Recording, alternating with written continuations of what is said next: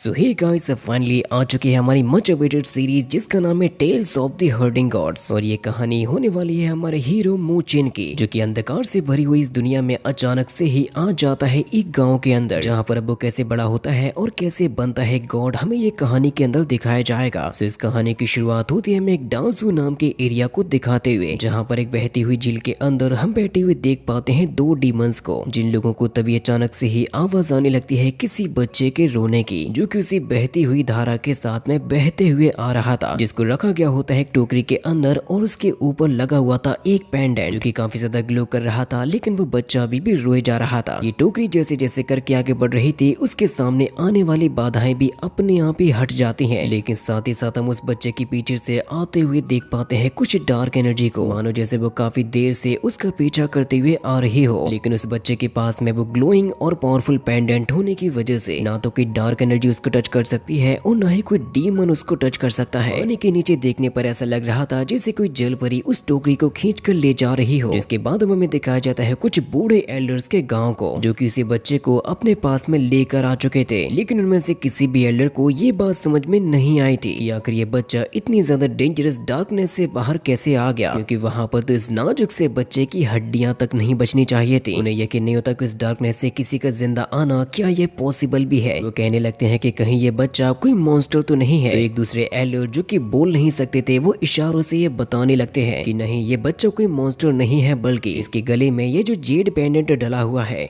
वो एकदम पावर्स को रखता है हमारे गांव के स्टोन स्टैचू के ही जैसे। और यही वो रीजन है जिसकी वजह से ये बच्चा इतनी ज्यादा खतरनाक डार्कनेस से भी जिंदा निकल के एल्डर ये बताते हैं कि इस जेड पेंडेंट को बहुत ही ज्यादा पावरफुल होना चाहिए। लेकिन ये छोटा सा बच्चा अभी भी बहुत ही जोरों के साथ में रोए जा रहा था। तो एक एल्डर को गुस्सा आता है और वो बहुत ही जोरों से अपने हाथों को मार देते हैं टेबल से, जिसकी वजह से ये छोटा सा बच्चा रोते हुए हवा में उछल चुका था। यहाँ तक कि वो एल्डर तो दोबारा से उसी बच्चे पे ही हिट कर देता है, जो कि जैसे दीवार से टकराने वाला था। तो फिर तभी एक ग्रैंडपा उसको बचा लेते हैं। ये कहने लगते हैं कि हम सभी के सभी लूजर्स हैं और हम सभी को मजबूरन रहना पड़ रहा है इन बर्बादियों में। जरा ये सोचो कि हम लोग एक दूसरे को संभालने में कितने ज्यादा परेशान हो जाते हैं, आखिर हम लोग एक छोटे से बच्चे को कैसे ही पालेंगे। इसलिए अच्छा यही होगा कि हम इसको वहीं पर भेज दें जहाँ से ये आया है। एक एल्डर कहने लगता है कि कैसा रहेगा अगर मैं इस बच्चे को यहीं पे ही शांत कर दूं। इसको खत्म करने के लिए वो भेज देता है अपने एक सेंटीपीड को। लेकिन तभी वहां पर हम देख पाते हैं ग्रैंडमा को, जो कि गुस्से के साथ में ये कहने लगती है कि आज से वो बच्चा मेरा है और अगर किसी ने भी उसको हाथ लगाने की भी कोशिश की तो मुझसे बुरा कोई भी नहीं होगा। मेरे पास में एक गाय है जिसके दूध से मैं इसको पालूंगी। इस बच्चे को पालने के लिए मुझे तुम में से किसी की भी हेल्प की जरूरत नहीं है। और वो उस बच्चे को लेके पहुंच जाते हैं विलेज के हेड के सामने और ये पूछते हैं कि मुझे बताइए कि आखिर मुझे क्या करना चाहिए। हेड ये कहने लगते हैं कि इस गांव के अंदर हम में से जितने भी हैं, इनमें से हर कोई किसी न किसी तरीके से तो डिसेबल है ही, लेकिन अब क्योंकि हमें मिला है एक बहुत ही हेल्दी बच्चा, तो हमें इस मौके को हाथ से नहीं गंवाना चाहिए। तो एक एल्डर कहते हैं कि ठीक है, अगर आप भी यही चाहते हो तो आपको ही खुद से इस बच्चे को एक अच्छा सा नाम भी दे देना चाहिए। हेड ये कहने लगते हैं कि ठीक है, मैं इस बच्चे को नाम देता हूँ मू चिन। और ये नाम यहाँ पर सभी के सभी लोगों को बहुत ही ज्यादा पसंद भी आया था। चीफ कहते हैं कि आज के बाद से इस बच्चे को बुलाया जाएगा मू चिन के नाम से। और ये बच्चा भी ये खुशी भरा माहौल देखकर खुश होने लगा था। जिसके बाद अब हमें अगले ही सीन में उसी ग्रैंडमा को दिखाया जाता है, जो कि अपना कोई जरूरी काम कर रही थी। जिसके पीछे एक टोकरी के अंदर उसने रखा हुआ होता है चिन्मो को, जिसके पास में तभी एक बहुत ही ज्यादा खतरनाक डार्क एनर्जी पहुंचने वाली थी उस बच्चे को मारने के लिए। जो नजारा देखकर वो बच्चा तो खुश हो रहा था, क्योंकि उसे पता ही नहीं होता कि यहाँ पर क्या होने वाला है। लेकिन जो ग्रैंडमा होती है वो बहुत ही ज्यादा शातिर होती है, क्योंकि उन्होंने उस डार्क एनर्जी को पकड़ लिया था, जिसकी वजह से हम देख पाते हैं कि वो होती है एक डीमन लेडी, जो कि स्पेशली यहाँ पर मारने के लिए आई होती है चिन्मो को। जिसके बाद से अब यहाँ से चिन्मो का बचपन शुरू हो चुका था। यहाँ पर ये जितने भी ग्रैंडपास होते हैं उनमें से हर कोई ध्यान रखता है चिन्मो का। जब एक ग्रैंडपा चिन्मो को उठाता है तो उसके चेहरे को गीला कर देता है। इसके साथ साथ हमें चिन्मो के साथ में होती हुई और भी कई सारी एडवेंचरस चीजें भी दिखाई जाती हैं। हम देख पाते हैं कि चिन्मो किसी वजह से डूबने वाला था पानी के अंदर, जहाँ पर उसको एक मॉन्स्टर खाने वाला था, लेकिन उसको बचा लेता है एक कमल का फूल। इसकी वजह से चिन्मो काफी ऊंचाई पर हवा में जा चुका था और वो वहीं से लुढ़कते हुए आने लगता है पानी की बूंदों के अंदर। इसके ब्रेक होने की वजह से अब चिन्मो नीचे आ जाता है और वो घुटनों के बल चलते हुए जंगल के अंदर जाने लगता है, जहाँ पर बहुत ही ज्यादा खतरनाक क्रिएचर्स भी रहते हैं, जिनमें से अगर किसी ने भी गलती से भी चिन्मो को टच कर लिया तो चिन्मो की जान भी जा सकती है। लेकिन इतनी आसानी के साथ में मरना ये तो चिन्मो की किस्मत में नहीं था, बल्कि वो तो इन्हीं डेंजरस क्रिएचर्स के साथ में खेलने भी लगता है। इसके बाद अब हमें अगला सीन दिखाई देता है जहाँ पर सभी के सभी एल्डर्स देखते हैं कि चिन्मू पहुंच चुका है एक बहुत ही ऊंची पहाड़ी पर, जहाँ से फिसलने की वजह से वो गिरने वाला था नीचे। जो चीज देख के तो सभी ग्रैंड पास की तो सांसें ही अटक गई थी, लेकिन चिन्मू को हवा में गिरते हुए और झूलते हुए बहुत ही ज्यादा मजा भी आ रहा था। लेकिन तभी हवा में फ्लोट करते हुए चिन्मू को पकड़ लिया होता है एक ईगल ने, जैसे कि उसको तुरंत ही बचाने के लिए वहाँ पर पहुंच जाते हैं ग्रैंडपा। लेकिन चिन्मू को परेशान कर देता है, जिससे कि वो ईगल उसको ले जाकर फेंक देती है अपने घोंसले के अंदर ताकि उसके बच्चे चिन्मू को खा सकें। लेकिन चिन्मू तो इतना ज्यादा शरारती होता है कि उस घोंसले से भी नीचे गिरने लगा था, जहाँ से गिरते हुए अब चिन्मू बड़ा भी होते जा रहा था। वो अपने बचपन को क्रॉस करते हुए पहुंच चुका होता है अपने टीनेज में, और अब चिन्मू अपने टीनेज में आने के बाद ढूंढने का काम करता है औषधियों को। लेकिन ये जो जगह होती है वो वाकई में बहुत ही ज्यादा खतरनाक थी। साथ ही साथ चिन्मू भी बहुत ही ज्यादा खतरनाक जगहों से औषधियों को ढूंढता है। औषधियों को ढूंढते हुए अब चिन्मू पहुंच चुका होता है स्टोन स्टैचू के सामने, जिसके रहस्य को आज तक चिन्मू जान भी नहीं पाया था। लेकिन तभी अचानक से ही यहाँ पर चारों तरफ ही फैलने लगती है डार्कनेस, जिसके बारे में चिन्मू को भी समझ में नहीं आ रहा था कि आखिर अचानक से ये क्या होने लगा। लेकिन वो जैसे ही एक स्टोन को टच करता है तो सारी की सारी चीजें पहले जैसे ही हो जाती हैं। काफी सारे छोटे छोटे स्टोन्स जो कि हवा में फ्लोट कर रहे थे वो भी नीचे आ जाते हैं। चिन्मू को डर लगता है, इसी वजह से वो तुरंत ही यहाँ से जा भी चुका था, जो कि बहुत ही ऊंची ऊंची पहाड़ियों पर चढ़ के कलेक्ट करता है काफी सारी औषधियों को। और यहाँ का ये जो रुइंस वाला एरिया होता है वो बहुत ही ज्यादा मिस्टीरियस भी नजर आ रहा था, क्योंकि इसमें इतनी ज्यादा खतरनाक और स्कैरी बीस्ट रहते हैं। कोई भी बिना स्किल्स वाला बंदा यहाँ पर सर्वाइव भी नहीं कर पाएगा। चिन्मू भी काफी ऊंची चट्टान पे चढ़ के मस्ती करने लगा था, जिसके बाद में वापस से दिखाया जाता है चिन्मू को उसके ही घर पर। और बाहर की तरफ में जो एनवायरनमेंट में चेंज हो रहे थे वो बहुत ही ज्यादा स्कैरी थे, जिसके विजन्स को देखते हुए तभी अचानक से ही आंख खुल जाती है चिन्मू की। ग्रैंडमा से ये कहने लगती है कि मैंने तुम्हें बाहर की तरफ औषधियों को ढूंढने के लिए भेजा था, लेकिन मुझे समझ नहीं आता कि आखिर तुम बाहर के अंधकार में सो कैसे सकते हो। अगर तुमने दोबारा से ऐसा किया तो मैं भी तुम्हें बचाने के लिए नहीं आऊंगी। इस बात के बारे में तो चिन्मू को भी पता नहीं होता कि आखिर इसके साथ में एक्चुअली में हुआ क्या था। जिसके बाद अब अगले दिन जब चिन्मू जा रहा होता है विलेज चीफ ग्रैंडपा के साथ में, और वो उनसे ये कहने लगता है कि आप हमेशा ही डार्कनेस के बारे में बातें करते रहते हो, क्या मुझे बताओगे कि क्या डार्कनेस में कोई ऐसी चीज है जो कि मूव करती हो, या फिर कुछ ऐसा जिसके बारे में मुझे जानना जरूरी हो? क्या कुछ ऐसा हो सकता है जो कि किसी इंसान को ही निगल जाए? हमारे यहाँ के जंगल में भी बहुत सी ऐसी चीजें हैं, मुझे बताइए जरा उनके बारे में। तो चीफ कहने लगते हैं कि देखो बच्चे, इस बात से कोई भी फर्क नहीं पड़ता कि आखिर वो क्या है। जब तक हमारे पास में और हमारे साथ में स्टोन स्टैचूज रहेंगे, ना तो कोई डार्कनेस इस विलेज में आ सकती है और ना ही कोई स्पिरिचुअल बीस्ट यहाँ पर आ सकता है। जैसे कि चिन्मू उनसे कहने लगता है कि फिर तो आप मुझे स्टोन स्टैचूज के बारे में बताइए, उनका आखिर यहाँ पर होने का मतलब क्या है और वो डार्कनेस को कैसे रोक लेते हैं। जिससे कि चीफ इसके मुंह को शांत कराते हुए कहने लगते हैं कि हमारे डाजू के अंदर बहुत ही सारे सीक्रेट्स भरे पड़े हैं, जिनके बारे में जानते जानते तुम्हारी उम्र निकल जाएगी। लेकिन अगर तुम वाकई में सभी चीजों के बारे में जानना चाहते हो तो तुम्हें इंतजार करना होगा, क्योंकि तुम्हें बढ़ती जिंदगी के साथ में सब कुछ पता चल जाएगा। चिन्मू कहता है कि ठीक है चीफ, मैं जानता हूँ कि मुझे क्या करना है। जिसके तुरंत ही बाद वो अपनी गाय के ऊपर बैठता है और यहाँ से जाने लगता है, और वो ये कहता है कि मैं यहाँ से जा रहा हूँ गायों के झुंड के पास में। ग्रैंडमा चिन्मू से कहती है कि अंधेरा होने से पहले तुम वापस आ जाना। जिसके जाने के बाद अब ग्रैंडमा ये कहने लगती है कि इतने साल हो गए, लेकिन हमें चिन्मू की बॉडी के अंदर कोई भी पावर अवेकन होती हुई नजर नहीं आई है। वो अपने चीफ से ये कहने लगते हैं कि कहीं ऐसा तो नहीं है कि हमारा चिन्मू एक नॉर्मल ह्यूमन हो जिसके अंदर कल्टीवेशन करने की भी शक्ति ना हो, और वैसे भी नॉर्मल पर्सन के पास में अपनी जिंदगी को बचाने के ज्यादा चांसेस नहीं होते। और ऊपर से हम सब ये जानते हैं कि हमारा ये डाजू कितना ज्यादा खतरनाक है। आखिर ये बच्चा बिना पावर्स के कब तक और कैसे सरवाइव कर पाएगा? तो फिर इस विलेज के फार्मासिस्ट ये बताने लगते हैं अगर मुझे कहीं से 4 स्पिरिट्स का ब्लड मिल जाए तो हो सकता है कि हम चिन्मू की बॉडी के अंदर कल्टीवेशन को भी अवेकन कर सकें। लेकिन ये चीजें कहने में जितनी आसान होती हैं एक्चुअली में उतनी आसान नहीं थी, क्योंकि अब चिन्मू के साथ में एक बहुत ही बड़ा हादसा होने वाला था। तभी हम चिन्मू को देख पाते हैं जो कि अपने गाय के ऊपर बैठकर जा रहा था और बंसी बजाते हुए जा रहा था। जिसके साथ साथ हमें यहाँ पर और भी कई सारे लिटिल क्रिएचर्स भी दिखाए जाते हैं जो कि इस जगह की ब्यूटीनेस और डेंजरसनेस को दिखा रहा था। चिन्मू ये सोचे लगता है कि डाजू के बाहर ये जो अंधकार फैला हुआ है, फिर वहाँ पर ऐसा क्या हो सकता है जिसके बारे में मेरे गाँव वाले मुझे बताना नहीं चाहते। और साथ ही साथ वो स्टोन स्टैचूज को भी देखता है जो कि एक बहुत ही बड़ी मिस्ट्री है। लेकिन पूरी सी मोमेंट पर वहाँ से वो गाय दौड़कर भागने लगती है। चिन्मू उसको रोकने की कोशिश कर रहा था, जिसके चक्कर में उसकी पूंछ के काफी सारे बाल भी निकल जाते हैं। चिन्मू को कुछ भी समझ में नहीं आ रहा था कि आखिर अचानक से उसे ये क्या हो गया। इसीलिए वो उस गाय से कहता है कि हमें जल्द से जल्द जाना होगा विलेज के अंदर। जब उस गाय के पीछे भागते हुए जा रहा था तो फिर तभी वो अचानक से ही रुक गई थी। चिन्मू को अचानक से ही किसी की आवाज आने आने लगती है जो कि उससे मदद मांग रही थी। वो जब गौर करता है तो उसको रियलाइज होता है कि ये जो उसके साथ में गाय है वही बोलने लगी है और वो उससे कहती है कि चिन्मू मुझे बचा लो। चिन्मू को कुछ से ही समझ में नहीं आता कि अचानक से ही ये गाय बोलने कैसे लगी। वो गाय कहती है कि चिन्मू तुमने बचपन से ही मेरा दूध पिया है, इसकी वजह से तुम मुझे अपनी माँ तो मान ही सकते हो और अब बारी आ चुकी है मेरी सहायता करने की, क्योंकि केवल तुम ही हो जो कि मुझे बचा सकते हो। चिन्मू सोच में पड़ जाता है कि आखिर उसको इस गाय को किस चीज से बचाना होगा। तो वो गाय बताने लगती है कि तुम ध्यान से देखो, मेरे हेड के ऊपर तुम्हें दिखाई देगी एक सिल्वर नीडल जिसको मेरे हेड पर लगे हुए हो चुके हैं पूरे 11 साल में। बस एक ही काम करना है जो कि है सिल्वर नीडल को मेरे हेड से निकालना। जिसको देखकर चिन्मू कहने लगता है कि इसको मेरी ग्रैंड माँ ने लगाया था, आखिर मैं कैसे निकाल सकता हूँ। जरूर से उन्होंने ये किसी जरूरी काम के लिए ही लगाई होगी। वो गायब चिन्मू को ब्लैकमेल करने लगती है कि क्या तुम मेरे लिए इतना नहीं कर सकते, मैंने तुम्हें इतने सालों से पाला है, तुम्हें बड़ा किया, क्या तुम मेरे लिए इतना नहीं कर पाओगे। यहाँ तक कि वो अपने आंसुओं को बहाते हुए चिन्मू को और ज्यादा इमोशनल कर देती है, जिसकी वजह से फिर कुछ समय तक सोचने के बाद चिन्मू डिसाइड करता है कि ठीक है अब उसको ये नीडल निकाल ही देनी चाहिए। जिसको वो पकड़ता है और उस नीडल को फाइनली बाहर निकाल ही देता है। लेकिन चिन्मू को इस बात का एहसास भी नहीं था कि उसने कितनी बड़ी गलती कर दी, क्योंकि नीडल के निकलते ही उस गाय के हेड में से खून निकलता है और उसकी आंखों में से भी खून निकलने लगता है। इसकी पूरी की पूरी बॉडी अचानक से ही पैरालाइज हो जाती है और वो नीचे भी गिर जाती है। ऐसा लग रहा था जैसे कि इस गाय की पूरी बॉडी को ही किसी डीमन ने पजेस कर लिया हो। चिन्मू उसको उठाने की कोशिश कर रहा था, लेकिन अब ऐसा होना पॉसिबल नहीं था। अभी पर वो देख पाता है कि इस गाय की बॉडी में काफी सारी हलचल होने लगी है। ऐसा लग रहा था जैसे कि उसकी बॉडी के अंदर कोई बहुत ही ज्यादा खतरनाक क्रिएचर आ गया हो, जो कि अपने आप को डेवलप कर रहा हो और उस गाय को अंदर से ही खा रहा हो। जिसके फिर अगले ही पल और भी ज्यादा खतरनाक चीजें होने लगती हैं, कि उसके पेट को फाड़ते हुए अब बाहर आने लगती है एक डीमन, जिसने न्यू की बॉडी को बहुत ही ज्यादा ब्रूटली तरीके से फाड़ के रख दिया था। वो डीमन लेडी बाहर आती है और ये कहने लगती है कि मुझे हो चुके हैं पूरे 11 साल इस जानवर के अंदर रहते हुए, क्योंकि असल में ये वही डीमन लेडी होती है जो कि सबसे पहले आई थी चिन्मू को जान से मारने के लिए। बाहर आने के बाद चिन्मू से कहती है कि आखिरकार मैं बाहर आ ही चुकी हूँ। यहाँ तक कि वो तो न्यू की बॉडी को और भी ज्यादा ब्रूटली तरीके से चीरने लगती है, जिसके बाद अब यहाँ पर उसका निशाना होता है चिन्मू के ऊपर। उसके करीब जाती है और ये कहने लगती है कि सबसे पहले अब मुझे ही तुम्हें जान से मारना होगा। वो कहती है कि तुम्हें मारने के बाद मैं तुम्हारे पूरे गांव वालों के साथ में खून की होली खेलूंगी। जिसका गुस्सा भी बहुत ही ज्यादा खतरनाक होता है और उसने तुरंत ही अटैक करना स्टार्ट कर दिया था चिन्मू के ऊपर। वो तो चिन्मू के पास में उसके थोड़े बहुत रिफ्लेक्शंस और थोड़ी बहुत मार्शल आर्ट थे, जिसकी वजह से वो अपने आप को इन अटैक से बचा पा रहा था। चिन्मू उससे कहता है कि मुझे बता दो कि आखिर तुम कौन हो और तुम मेरी गाय के रूप में क्यों बदल गई थी। वो बताने लगती है कि मैं हूँ असल में जिंगलोंग सिटी के लॉर्ड की वाइफ, जिसका केवल एक ही मिशन है और वो है तुम्हें जान से मारना। जिसके बाद अब उसने दोबारा से चिन्मू के ऊपर अटैक्स करना स्टार्ट कर दिए थे। चिन्मू को पकड़ने के बाद ये कहने लगती है कि अगर उस समय पर तुम्हारी उस इविल ग्रैंड माँ ने मुझे रोका नहीं होता तो तुम तो मेरे हाथों कभी के मर चुके होते। उसने चालाकी के साथ में मुझे गाय की बॉडी के अंदर डाल दिया था। फिर तुम खुद ही सोचो कि आखिर मैं तुमसे इस बात का बदला क्यों न लूं। नफरत का बदला किसी भी तरीके से मुझे तो तुमसे लेना ही था। अभी चिन्मू खुद को बचाने के लिए उसको बेवकूफ बनाता है अपनी ग्रैंड माँ का नाम लेके, बल्कि एक्चुअली में उसके ऊपर हमला किया होता है एक मैन ईटिंग ट्री ने, जो कि उस डीमन लेडी को खाने की कोशिश करने लगता है। लेकिन वो इतनी ज्यादा पावरफुल होती है कि उसने एक ही झटके के साथ में उस डीमन ट्री को भी खत्म कर दिया था। जिसके बाद अब अपने सुपर फास्ट रिफ्लेक्शन का यूज करती है और पहुंच जाती है चिन्मू के सामने। और ये कहने लगती है कि तुम क्या सोचती हो तुम मुझे इस तरीके से बेवकूफ बना पाओगे। उस डीमन लेडी ने जैसे ही चिन्मू के ऊपर अटैक करने की कोशिश की होती है, फिर तभी उस डीमन लेडी को रोकने के लिए वहां पर पहुंच जाते हैं ग्रैंडपा टू। साथ ही साथ वहां पर ग्रैंड माँ भी आ चुकी थी, जो कि ये कहने लगती हैं सिटी लॉर्ड की बीवी, अगर मैं चाहती तो मैं तुम्हें 11 साल पहले ही जान से मार चुकी होती। मुझे तो बस तुम्हारी सच्चाई के बारे में जानना था, जिसकी वजह से तुम अभी तक जिंदा बच पाई हो। डीमन लेडी जैसे ही कुछ कहने की कोशिश करती है तो ग्रैंड माँ उसको एक ही झटके के साथ में फिनिश कर देती है। ग्रैंड माँ उससे कहती है कि तुम अपनी ताकत को एक गलत ही जगह पे आजमाना चाहती थी, जिसका सीधा मतलब होगा तुम्हारे लिए मौत। तुमने सिटी लॉर्ड को समझाने के बजाय इस छोटे से बच्चे को मारने की कोशिश की। फिर तुम खुद ये सोचो कि आखिर मैं तुम्हें जिंदा कैसे ही छोड़ सकती थी। चिन्मू कहने लगता है कि ग्रैंड माँ क्या ये सच में मर चुकी है। ग्रैंडपा टू यहाँ पर चिन्मू को ये बताते हैं कि देखो मेरे पास में ज्यादा बैटल का एक्सपीरियंस तो नहीं है, मैं इतना जरूर जानता हूँ कि जो स्मार्ट होगा वो हमेशा ही लड़ाई में जीतेगा। जिसके बाद उन्होंने दोनों ही मरे हुए जीवों को फेंक दिया होता है पानी के अंदर। ये कहने लगते हैं कि देख लो यही है हमारे डाजू की असली सच्चाई। ग्रैंडमा कहते हैं कि ठीक है अब तुम बहुत ही ज्यादा थक चुके हो, यहाँ से चलो कि आज चिन्मू के लिए एक बहुत ही बड़ा दिन होने वाला है। हम तुम्हारे अंदर कुछ अवेक करने वाले हैं। चिन्मू थोड़ा सा हैरान होते हुए कहता है कि मैं तो पहले से ही जागा हुआ हूँ, आप लोग आकर किस चीज को जगाने के बारे में बात कर रहे हो। जिसके बाद हम लोग देख पाते हैं कि इस पानी के अंदर जो डेड बॉडीज डली हुई थी उसके करीब जैसे ही वो डार्कनेस जाती है वो पूरी तरीके से उनके शरीर को राख कर देती है। उनकी बॉडी में रह जाती हैं तो केवल और केवल हड्डियां। इस पानी और इस अंधकार ने ना जाने कितने ही हजारों लोगों की जान ले ली। इसके बाद अब हमें कुछ और लोगों को दिखाया जाता है जो कि ये कहने लगते हैं कि ये पूरी की पूरी डाजू पूरी तरीके से भरी हुई है मॉन्स्टर से, और हम लोग जो इस डाजू नाम की ग्रेट रूइंस में रहते हैं इसको असल में छोड़ा गया था खुद गॉड्स के ही द्वारा। ये जगह मान लो किसी नरक से कम नहीं है, और उन लोगों को असल में मिल चुका होता है डीमन लेडी का स्केलेटन, जिससे कि वो मास्टर्स ये समझ जाते हैं कि लेडी को होना चाहिए जियांग लॉन्ग सिटी से। इसके हेड पर लगे हुए बैच को देखकर साफ साफ ये बताया भी जा सकता था कि ये जियांग लॉन्ग सिटी की कोई जानी मानी हस्ती होगी। साथ ही साथ इसकी हड्डियों के अंदर काफी सारे होल्स भी हो गए थे, जो कि इस बात का भी सबूत होते हैं कि असल में जानती है डीमन कल्ट वाले मैजिक को। लेकिन ये कहा जाता है कि डीमन कल्ट तो डिसअपियर हो चुका था यांग कांग कंट्री के अंदर। इस लेडी के यहाँ पर होने की वजह से ये कहा जाता है कि जरूर से रूइंस के अंदर भी छुपे हुए होंगे कुछ डीमन कल्ट के लोग। यहाँ पर ये जो मास्टर्स की टुकड़ी होती है वो कहने लगते हैं कि अब हम लोगों को इस ग्रेट रूइंस में फैल जाना चाहिए डीमंस को स्ले करने के लिए, जो कि तुरंत ही अपने रास्ते पर निकल भी जाते हैं। इसके बाद अब चिन्मू को यहाँ से ले जाया जा रहा था उसकी बॉडी के अंदर कल्टीवेशन को एक्टिव कराने के लिए, जिसके लिए एक्चुअली में उन लोगों को जरूरत पड़ने वाली थी 4 स्पिरिट्स की, जो कि होते हैं blue dragon, white tiger, Suzaku और जुआनबू, जिसके बारे में मिस्टर फार्मासिस्ट चीफ को यह बता रहे थे कि हाँ हम लोगों ने मिलकर उन चारों ही बीस्ट के ब्लड का इंतजाम तो कर लिया है। इसके लिए उन्होंने पकड़ा होता है ग्रीन ड्रैगन स्नेक को, दूसरा होता है आयरन बोन टाइगर, तीसरा होता है थंडरबर्ड्स और चौथा होता है बीटल, जिनके ब्लड को निकाल के मिस्टर फार्मासिस्ट सबसे पहले उनको रिफाइन करेंगे। रिफाइनिंग के प्रोसेस को करने के बाद वो दिया जाएगा चिन्मू को। यहाँ पर इन लोगों ने मिलकर कई सारे बीस्ट को पकड़ के रखा हुआ था। चिन्मू यहाँ से आगे बढ़ते हुए जा रहा था और उसको बहुत ही अजीब अजीब तरीके के बीस्ट भी देखने को मिल रहे थे, जिनके ब्लड को निकालने के लिए उन चारों ही बीस्ट को मार दिया जाता है ताकि उसकी हेल्प से कुछ ऐसी मेडिसिन को बनाया जा सके, इसकी वजह से चिन्मू की बॉडी के अंदर कल्टीवेशन अवेकन हो जाए। लेकिन सबसे पहले इन सारी चीजों के बारे में बताने के लिए ग्रैंडपा अपने काफी सारे स्क्रोल्स को ओपन कर लेते हैं। इसको देखते हुए चिन्मू ये कह रहा था कि ग्रैंडपा आप ये क्या कर रहे हो? तो ग्रैंडमा चिन्मू को बताती है कि वो तुम्हारी हेल्प कर रहे हैं अवेकन करने के लिए, जहाँ पर अब उन चारों ही फर्नेस को ऊपर उठा लिया जाता है रिफाइन करने के लिए। जिसके बाद अब ग्रैंडपा चिन्मू को बताने लगते हैं अवेकन के फर्स्ट स्टेप के बारे में, क्योंकि यहाँ पर एक्चुअली में ह्यूमन बॉडी के अंदर पाए जाते हैं 7 ग्रेट ट्रीजर्स, जिसकी शुरुआत होती है ह्यूमन हेड से। जिसके बाद आते हैं वो याओ लियो ही, 7 स्टार को भी इसी में कंबाइन किया जाता है। इसके साथ साथ लाइफ और डेथ के साथ में होते हैं शेनक्या, और ये सारी की सारी चीजें जुड़ी हुई होती हैं एक दूसरे के साथ में। लेकिन जो भी इंसान प्रैक्टिस करता है कल्टीवेशन को तो उसे ये सारी की सारी चीजें ब्रेक थ्रू करके आगे बढ़ना होता है। इंसानी शरीर के अंदर ये जो कल्टीवेशन नाम का ट्रीजर पाया जाता है। इस बात पर चिन्मू कहने लगता है कि ग्रैंडपा यानी कि आप मेरी बॉडी में उसी को ही अवेकन करना चाहते हो ताकि मैं भी डिवाइन ट्रीजर्स को कल्टीवेट कर सकूं। ग्रैंडपा बताते हैं कि हाँ ये बात सही है, लेकिन ये सब कुछ करना इतना भी आसान नहीं होता, क्योंकि बहुत से ऐसे लोग हैं इस दुनिया में जो कि कल्टीवेशन को नहीं कर सकते। जो भी लोग ये कर पाते हैं मान के चलो उनके ऊपर होती है ऊपर वाले की कृपा दृष्टि, क्योंकि जिस इंसान के भी अंदर कल्टीवेशन करने की एबिलिटी होती है वो ऑलरेडी ये सारी की सारी चीजों को ब्रेक थ्रू कर चुका होता है। जैसे कि हम सभी के सभी ग्रैंडपास जितने भी यहाँ पर हैं वो ऑलरेडी इसको ब्रेक थ्रू कर चुके हैं। हम सभी की बॉडी के अंदर जो पावर्स हैं, जो टैलेंट है, वो ऑर्डिनरी पीपल से बहुत ही ज्यादा आगे है। ऐसा मान के चल सकते हो कि हम सभी के सभी पैदा ही हुए थे कल्टीवेशन करने के लिए। जैसे कि फिर तुरंत ही चिन्मू पूछने लगता है कि आखिर मेरे बारे में क्या है, क्या मैं कल्टीवेशन करने के लिए पैदा नहीं हुआ हूँ? जिससे कि ग्रैंडपा माँ ये बताते हैं कि तुम्हारी बॉडी के अंदर कल्टीवेशन को एक्टिवेट करने के लिए तुम्हें 4 स्पिरिट्स के ब्लड की जरूरत पड़ेगी, जो कि हम यहाँ पर करने के लिए आए हैं। हमें ये दिखाया जाता है कि उनके अंदर होती है एक ड्रैगन की पावर, और इसी ड्रैगन के ब्लड को वो यूज करेंगे चिन्मू की बॉडी के अंदर कल्टीवेशन को एक्टिवेट करने के लिए। ग्रैंडपा बूचर अपनी सुजाकू की स्पिरिचुअल बॉडी को दिखाने लगे थे, जिस मोमेंट पर ब्लाइंड ग्रैंडपा निकाल लेते हैं अपनी जुआनबू की स्पिरिचुअल बॉडी को। जो चीजें देखकर चिन्मू बहुत ही ज्यादा खुश हो रहा था। इन सभी के सभी लोगों के पास में मौजूद हैं इन लोगों के मार्शल सोल्स। तभी ग्रैंडपा टूजी चिन्मू को ये बताते हैं कि ये जो तुम्हारी ग्रैंडमा है उनके पास में मौजूद है व्हाइट टाइगर की स्पिरिचुअल बॉडी, जिसके तुरंत बाद अब यहाँ पर पेश किए जाते हैं 4 बाउल्स को, जिन चारों के ही अंदर डाला जाएगा 4 तरीके की स्पिरिचुअल ब्लड्स को।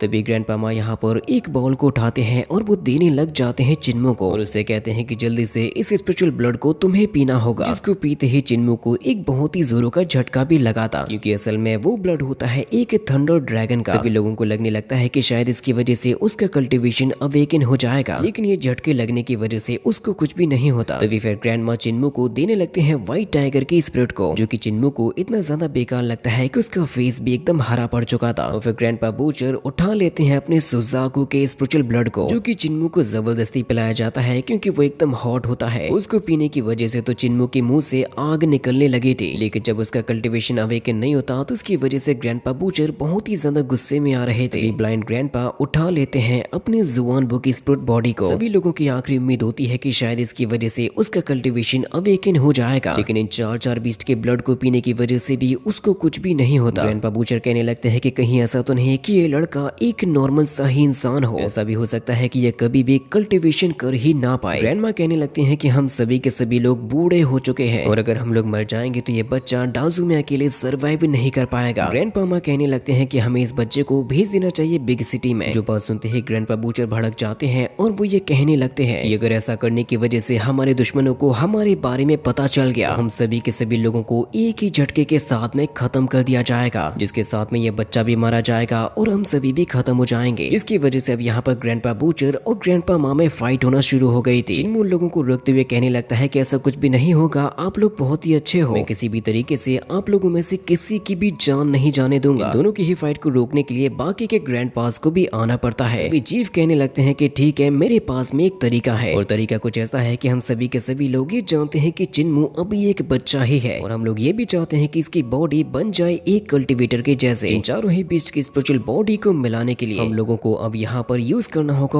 ओवरलॉर्ड बॉडी को, जिसके बारे में ज्यादा लोग तो नहीं जानते थे लेकिन चीफ बहुत ही अच्छे तरीके से जानते हैं। चीफ ये बताने लगते हैं कि अगर किसी भी इंसान के लिए कल्टीवेशन करना मुश्किल हो या उसकी बॉडी में स्पिरिचुअल पावर ही ना हो तो फिर हमें 4 स्पिरिट्स के ट्रू ब्लड को लेना पड़ेगा, जिनको गैदर करने से एक ऐसा कॉम्बिनेशन क्रिएट हो जाएगा कि शायद वो उसकी बॉडी में कल्टीवेशन को अवेकन कर सके। लेकिन ऐसा एक बार नहीं बल्कि कई बार करना पड़ेगा, तब जाकर थोड़े बहुत चांसेस होंगे। इस बच्चे को रिफाइन किया हुआ इतना ज्यादा ब्लड पीना होगा कि उसकी वजह से इसकी बॉडी के अंदर अपने आप ही अवेकन हो जाए। इस बात के लिए ग्रैंड माँ भी तुरंत ही राजी हो जाती हैं और वो ये कहने लगती हैं ठीक है, हम लोग इस काम की शुरुआत कल से ही कर देंगे। ग्रैंडपा बूचर भी खुश होते हुए कहने लगते हैं कि अब आएगा इस ट्रेनिंग में असली मजा, क्योंकि ये सभी के सभी ग्रैंडपा मिलके कराने वाले हैं चिन्मू की ट्रेनिंग। और ये ट्रेनिंग कहने में जितना आसान लग रहा था उतनी होने नहीं थी। वो कहने लगते हैं कि हम में से हर कोई चिन्मू की ट्रेनिंग पर ध्यान देगा और साथ ही साथ उसकी हेल्थ पे भी ध्यान देना होगा ताकि इसकी तबीयत खराब ना हो। कहीं ऐसा ना हो कि उसको मेडिसिन को पिलाते पिलाते वो एक मोटा सा बच्चा बन जाए, जिसके बाद हम लोग मिस्टर फार्मासिस्ट को देख पाते हैं चीफ के पास में, जो कि उनसे ये कहने लगते हैं कि हम सभी के सभी बूढ़े हो चुके हैं और बहुत ही जल्द मारे भी जाएंगे और हम लोगों की मौत के बाद बचेगा यहाँ पर केवल चिन्मू, जिसको हमेशा के लिए यहाँ पर छुपा कर तो रखा नहीं जा सकता। वो कभी ना कभी तो दुनिया वालों के सामने आ ही जाएगा और हमारे दुश्मनों की नजर में भी आ जाएगा। तो चीफ कहने लगते हैं कि हाँ, मैं ये सब कुछ जानता हूँ, लेकिन हमें उस बच्चे पर भरोसा रखना होगा क्योंकि मुझे पता है कि आगे चलकर वो एक बहुत ही बड़ा कल्टीवेटर बनेगा। मिस्टर फार्मासिस्ट कहते हैं कि इस तरीके से हम लोग तो उसकी जान ही ले लेंगे, क्योंकि अब मानो या ना मानो वो केवल एक ऑर्डिनरी सा पर्सन ही है, उसके अंदर कभी भी कल्टीवेशन अवेक नहीं होने वाली। तो चीफ कहने लगते हैं कि चलो मैं ये चैलेंज को एक्सेप्ट करता हूँ, मैं एक ऑर्डिनरी पर्सन को दुनिया का सबसे पावरफुल कल्टीवेटर जरूर से बनाऊंगा। मुझे उस पर पूरा यकीन है कि हाँ, वो ऐसा कर सकता है, भले ही उसकी बॉडी के अंदर स्पिरिट्स अवेक हो या फिर ना हो। अभी के लिए तो मैं कुछ भी नहीं कर सकता, लेकिन आने वाले फ्यूचर में वो बच्चा अपने मॉर्टल बॉडी को एक इमॉर्टल बॉडी में जरूर से बदलेगा और बनेगा इस दुनिया का सबसे पावरफुल कल्टीवेटर। मिस्टर फार्मासिस्ट कहते हैं कि चीफ, क्या सच में ऐसा हो भी पाएगा? तो चीफ कहने लगते हैं कि अगर हमें किसी भी बात पर यकीन है और हम उस पर मेहनत करते रहें तो डेफिनेटली एक मॉर्टल बॉडी को भी बदला जा सकता है इमॉर्टल बॉडी में। इसके बाद अब हमें अगले दिन का सीन दिखाया जाता है जहाँ से ट्रेनिंग स्टार्ट होने वाली होती है चिन्मू की। चिन्मू कहने लगता है कि मेरी ट्रेनिंग को कराने के लिए सभी के सभी ग्रैंड पास काफी ज्यादा एक्साइटेड है और जो सबसे ज्यादा एक्साइटेड है वो है फार्मासिस्ट ग्रैंडपा, क्योंकि सबसे पहला काम उन्हीं का होता है चिन्मू के लिए रिफाइन की हुई एक मेडिसिन को बनाना, ताकि आगे जो वो ट्रेनिंग करने वाला है उसमें बेहतरीन परफॉर्मेंस दे सके। लेकिन चिन्मू के इन सारे के सारे मेडिसिन की बहुत ही बुरी स्मेल आ रही थी। चिन्मू की तो सोच के ही रूह कांप जाती है, क्योंकि आज पूरे दिन भर उसके ऊपर ऐसे ही एक्सपेरिमेंट किए जाएंगे, उसे अलग अलग तरीके की मेडिसिन को भी पिलाया जाएगा। फार्मासिस्ट ग्रैंडपा सबसे पहले उसके लिए एक मेडिसिन को बनाते हैं और दे देते हैं चिन्मू को पीने के लिए, जिसको वो जैसे ही पी लेता है तो उसको एक के बाद एक कप दिए जाते हैं। चिन्मू कह रहा था कि क्या सच में उसको 4 स्पिरिट्स का इतना ज्यादा ब्लड पीना होगा। भागने की तो कोशिश करता है, लेकिन मिस्टर फार्मासिस्ट उसके ऐसा करने नहीं देंगे। वो ये कहने लगते हैं कि तुम्हारी बॉडी को बेहतर बनाने के लिए मुझे ऐसा करना ही होगा। उन्होंने काफी बड़ा पॉट दे दिया होता है चिन्मू को पीने के लिए और साथ ही वो अपने पास में एक सूजे को भी रखे हुए थे, जो कि थोड़ी ही देर में काम में भी आने वाला था, क्योंकि चिन्मू ने जैसे उस मेडिसिन को कंप्लीट किया था उसकी बॉडी अचानक से ही फूलने लगती है, मानो जैसे उसकी बॉडी के अंदर कुछ ज्यादा ही गैसेस बनने लगी हो। तो मिस्टर फार्मासिस्ट उन नीडल्स का यूज करने लगते हैं, जो कि जैसे ही चिन्मू की बॉडी में जाते हैं तो गैसेस के रिलीज होने की वजह से वो यहाँ से वहाँ पर उड़े जा रहा था। लेकिन फार्मासिस्ट ग्रैंडपा उसको ज्यादा चोट लगने नहीं देते, जिस मोमेंट पर अब तभी यहाँ पर आ जाते हैं ग्रैंडपा बूचर, जो कि कहने लगते हैं कि ठीक है, अब वक्त आ चुका है मेरी ट्रेनिंग को करवाने का, तुम्हें जो भी करना था तुम कर चुके हो, अब उसको मेरे हवाले कर दो। जिसके बाद अब वो तुरंत ही चिन्मू का हाथ पकड़ते हैं और उसको खींच के यहाँ से ले जाने लगते हैं, क्योंकि ग्रैंडपा बूचर की बारी आ चुकी थी इसकी ट्रेनिंग को करवाने की। उसको अपने साथ में ले जाते हैं, जहाँ पर उनके पास में रखे हुए होते हैं काफी सारे स्पिरिचुअल बीस्ट, और चिन्मू हमें बता रहा होता है ग्रैंडपा बूचर के बारे में। वो कहने लगता है कि ग्रैंडपा बूचर के जैसा स्वॉर्डमैन आज तक नहीं देखा गया, जो कि स्वॉर्ड्स और नाइफ को चलाने में महारत हासिल कर चुके हैं, और जो भी वो करते हैं, मारते हैं, काटते हैं, कुछ भी करते हैं, तो वो सारे के काम इतने ज्यादा क्लियरली तरीके से करते हैं कि कोई भी उनके काम में नुक्स नहीं निकाल सकता। और आज तक उन्होंने चिन्मू के साथ में जो कुछ भी किया है उसकी वजह से उन्होंने कभी उसको हर्ट नहीं होने दिया। लेकिन कभी कभी ऐसा होता है कि ग्रैंडपा बूचर अपने दिमाग का आपा खो बैठते हैं, जहाँ पर अब चिन्मू एकदम ही रेडी हो चुका था अटैक करने के लिए। जिसके बाद अब ग्रैंडपा बूचर ने चिन्मू के साथ में ट्रेनिंग को कराना भी स्टार्ट कर दिया था। हमें देख पाते हैं कि ग्रैंडपा बूचर के पास में उनके पैर ना होने के बाद भी वो नाइफ को चलाने में इतने ज्यादा परफेक्ट होते हैं, उनके सामने चिन्मू जैसे 10 बंदे भी आ जाएंगे वो तब भी उसको हरा नहीं पाएंगे। ग्रैंडपा बूचर कहने लगते हैं कि हम तुम्हारी ट्रेनिंग करा रहे हैं ओवरलॉर्ड बनने के लिए, इसके हिसाब से तुम्हारी नाइफ को मुझसे भी ज्यादा फास्ट होना पड़ेगा, लेकिन जितनी तुम्हारी स्पीड है उतने में तो कोई भी तुम्हें मसल के चला जाएगा, इसीलिए जितना ज्यादा हो सके अपने आप को फास्ट बनाने की कोशिश करो। जिन्होंने चिन्मू को अपने कुछ स्लैशिंग अटैक्स दिखाए होते हैं, जिसकी वजह से उन्होंने एक लकड़ी के टुकड़े को चिप्स के जैसे काट के रख दिया था। जिसके बाद अब वो यहाँ पर चिन्मू के ऊपर अपने स्लैशिंग अटैक्स को तो कर रहे थे, लेकिन वो किसी भी हाल में उसको हर्ट नहीं करना चाहते। साथ ही साथ चिन्मू भी अपने सुपर फास्ट रिफ्लेक्शंस का यूज कर रहा था खुद को बचाने के लिए। ग्रैंडपा बूचर यहाँ पर जैसे ही अपने डबल नाइफ का यूज करते हैं उसको मारने के लिए, तो चिन्मू अपनी नाइफ की मदद से उसको रोक लेता है कि बॉडी में जो आग लग रही थी वो उसको भी बुझाता है। ग्रैंडपा बूचर कहते हैं कि अब तो तुम मेरी नाइफ की स्पीड को देख ही चुके होगे, और मेरी नाइफ्स के अंदर जो एनर्जी भरी हुई है वही ये दिखाती है कि चलाने वाले के अंदर कितनी ज्यादा एनर्जी है। हमें अपनी नाइफ के अंदर इतनी एनर्जी को भरना होता है कि वो जिससे भी हिट करे उसको जला के राख कर दे। जो सारी की सारी चीजें चिन्मू के ऊपर से जा रही थी, क्योंकि उसको ऐसा कुछ भी नहीं करना आता। ग्रैंडपा बूचर अटैक करते हुए बता रहे होते हैं कि जल्दी से अपनी नाइफ में एनर्जी डालो, अपने गुस्से को आग में बदल जाने दो, अपनी स्पिरिट को जलाना शुरू कर दो, जो कि एक के बाद एक इतने सारे फायर अटैक्स को करते जा रहे थे कि उससे ये साबित हो जाता है कि इनके जैसे स्वॉर्डमैन यहाँ पर कोई भी नहीं होगा, क्योंकि स्वॉर्डमैनशिप के साथ साथ जो मैजिकल पावर्स का वो यूज कर रहे थे वही चीज होती है जो कि एक कल्टिवेटर को स्पेशल बनाती है। वो ये कहने लगते हैं कि आने वाले समय में मैं इस आसमान को चीर के रख दूंगा। उन्होंने वाकई में अपनी नाइफ्स की मदद से यहाँ पर जो स्लैशिंग अटैक्स किए होते हैं उसने बादलों को तक चीर के रख दिया था, उसमें गैप बना दिया था। और ग्रैंडपा बूचर चिल्लाते हुए कहने लगते हैं कि मैं ये सब कुछ खत्म कर दूंगा। और ये नजारा वाकई में एकदम ग्रैंड लेवल का नजर आता है। चिन्मू कहने लगता है कि सच में एक स्वॉर्डमैन की मैजिकल पावर बहुत ही ज्यादा स्कैरी होती है। जिस मोमेंट पर तभी वहां पर पहुंच जाते हैं ग्रैंडपा माँ, जो कि ये कहने लगते हैं कि बूचर दोबारा से क्रेजी हो चुका है, उसकी बातों पर अब ध्यान मत दो, इसीलिए जल्दी से मेरे साथ में आ जाओ हैंड टू हैंड कॉम्बैट करने के लिए, क्योंकि चिन्मू का वक्त आ चुका था ग्रैंडपा माँ के साथ में बॉक्सिंग को करने का, और उनका एक हाथ नहीं होता। चिन्मू बता रहा था कि पहले के समय में ग्रैंडपा माँ ओल्ड फैशन वाले ग्लूमी कॉफिन मेकर के नाम से जाने जाते थे, लेकिन चिन्मू ने ग्रैंडपा माँ को जितना जाना है उसने हमेशा यही पाया है एक बहुत ही अच्छे इंसान है, और उन्होंने बचपन से ही उसकी केयर भी की है। लेकिन ट्रेनिंग को करते वक्त में ऐसा नहीं कहा जा सकता कि वो अच्छे तरीके से ही पेश आएंगे, क्योंकि ट्रेनिंग के स्टार्ट होते ही उन्होंने जैसे ही अपनी पंचिंग को दिखाया होता है चिन्मू के ऊपर, तो वो ये कहने लगता है कि हाँ, कभी कभी अच्छे लोग दया भी नहीं दिखाते, क्योंकि उन्होंने चिन्मू को पंच मार मार के उसकी हालत ही खराब कर दी थी। वो ये कहने लगते हैं कि बूचर ने तुम्हें जो नाइफ की स्किल्स को सिखाया है उनमें यूज होता है मैजिकल पावर्स का, तभी जाके वो फ्लेम्स कट कर पाती हैं बादलों को भी। लेकिन ये जो मेरी बॉक्सिंग की स्किल्स है उसमें भी मैजिकल पावर्स का यूज होता है, और मैं यूज करता हूँ साउंड ऑफ थंडर को। जिसके बाद उन्होंने जैसे ही दोबारा से अपनी पंचिंग को स्टार्ट किया होता है तो चिन्मू तो छत को फाड़ते हुए ऊपर चला गया था, और वो ये बता रहा था कि उसके बचपन में ही सभी के सभी ग्रैंडपास मिलके उसे बेसिक स्वॉर्डमैनशिप और बेसिक बॉक्सिंग स्किल्स को सिखाया करते थे। लेकिन अब क्योंकि ये लोग मेरे अंदर जगाना चाहते हैं कल्टीवेशन को, इसीलिए अब ये लोग अपनी स्वॉर्डमैनशिप और बॉक्सिंग स्किल्स को ले जा चुके हैं एकदम एक्सट्रीम लेवल पर, जिसमें उन लोगों को मेरे लिए यूज करनी पड़ रही है अपनी मैजिकल पावर्स को। ये बातें खुद भी चिन्मू को समझ में नहीं आ रही थी कि सच में एक कल्टीवेटर करने के लिए इतनी ज्यादा मार खानी पड़ती है। ग्रैंडपा माँ चिन्मू को ये बताते हैं कि जब मैं केवल एक हाथ से ही ट्रेनिंग को कर सकता हूँ, तो अगर तुम्हारी अंदर हिम्मत हो तो तुम भी ऐसा कर सकते हो। अपने शरीर के